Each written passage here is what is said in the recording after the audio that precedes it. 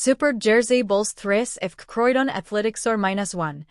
Jersey Bulls had their most impressive win of the season as they beat second-placed AFC Croydon Athletic -1 in Isthmian League South East. The victory at Springfield kept the Islanders' playoff hopes well and truly alive as they inflicted a heaviest defeat of the campaign on the South London side. The game was first of three in succession against sides in the playoff place that will go a long way to determining whether the Islanders can make the postseason. Bulls travel to fourth-placed Whyteleafe next week before hosting third-placed Faversham Town 7 days later. The victory in the yearly kickoff temporarily moved Bulls into fifth place, and with it the final playoff position, although the sides around them have gains in hand.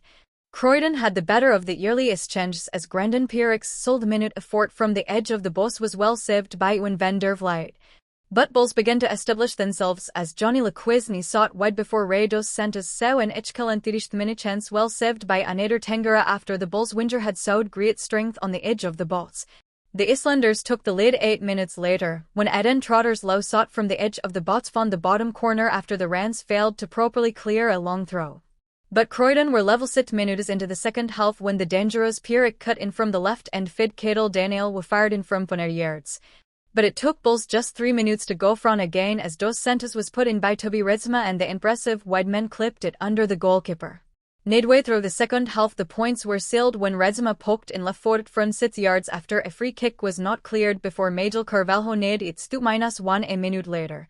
The Bulls' winger was at the far post to tap in after Lauren Bickley had been sent clear by Trotter's throw ball and his shot was palmed into Carvalho's path. With 13 minutes left Redsma put the gloves on the win as he lobbed Tangara from the edge of the box after Bickley had flicked on a Van der Vliet clearance. But the hosts were not done, as skipper Jens Quirty made it -1 with an 80th-minute penalty after Fraser Barlow had been fouled by Rhys Grant in the box.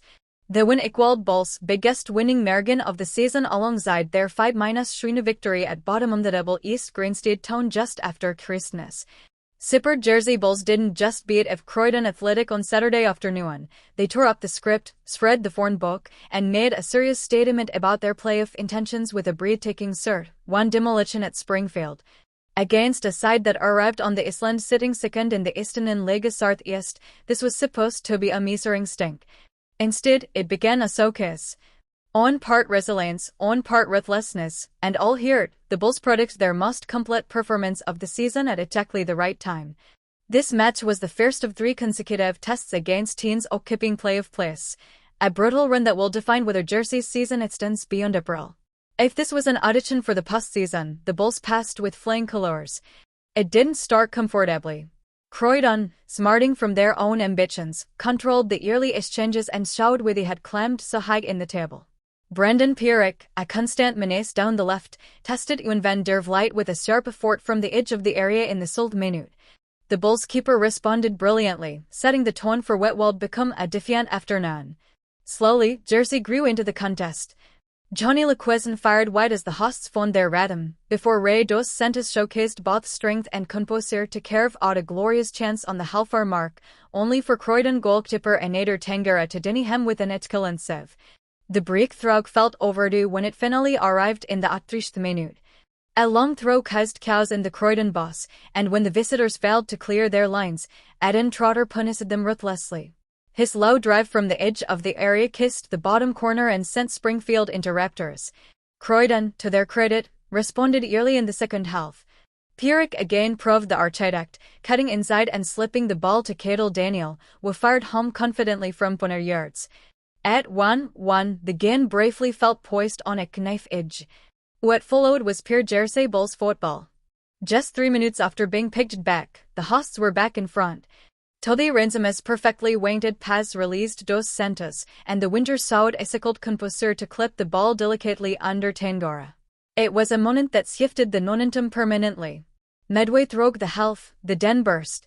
A free kick wasn't properly dealt with, and Redsma reached it quickest, poking home left forward from 6 yards to make it 3-1.